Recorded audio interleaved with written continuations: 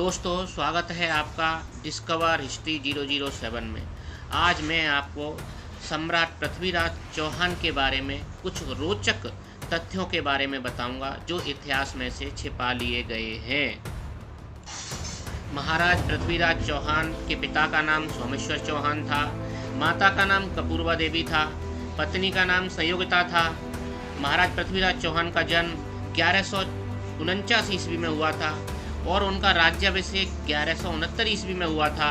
उनकी मृत्यु 1192 ईस्वी में हुई थी।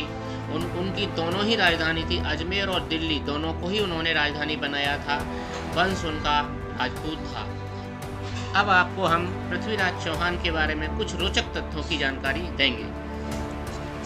पृथ्वीराज चौहान ने 12 वर्ष की उम्र में ही बिना किसी हथियार के शेर के जबड़े को फाड़ दिया था।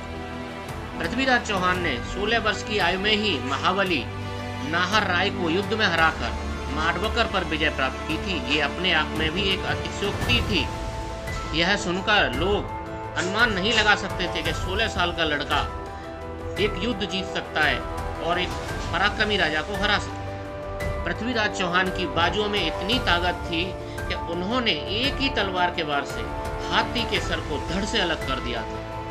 सम्राट पृथ्वीराज चौहान पशु पक्षियों से बात करने में माहिर थे, उन्हें ये भी कला आती थी।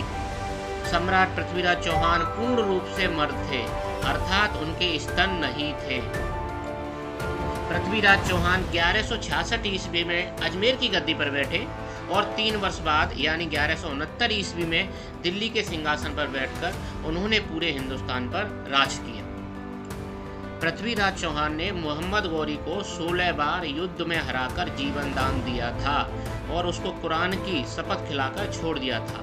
यह भारतीय वीरों की प्रतीकता का चिन्ह है कि वो भी दया की भीख मांगने पर अपने दुश्मन को भी छोड़ देते थे।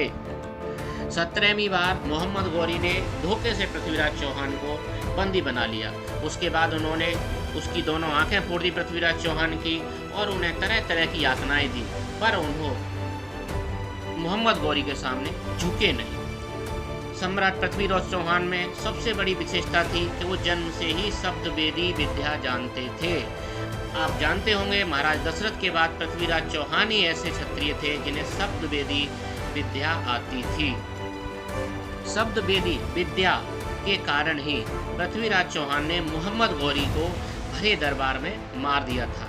यह चंद्रबरदा ही था जिसने बोला था 4 वांस 24 गज अंगुल अष्ट प्रमाण ताऊ पर सुल्तान है मत चूके चौहान। उसी समय उन्होंने ऐसा बाण छोड़ा कि मोहम्मद गौरी धराशायी हो गए। ये सारे तथ्य हमारे इतिहास में नहीं है, ये इतिहास में से छिपा लिए गए थे। सिर्फ मुगलों का ही गुणगान किया गया है। हमारे हिंदू सम्राट का कोई भी गुणगान नहीं है। जो भी उनकी वीरताओं की कहानी थी ज़्यादातर लोगों के द्वारा छिपा ली गई है। दोस्तों, कैसी लगी आपको यह वीडियो? लाइक, शेयर और कमेंट करना ना भूलें।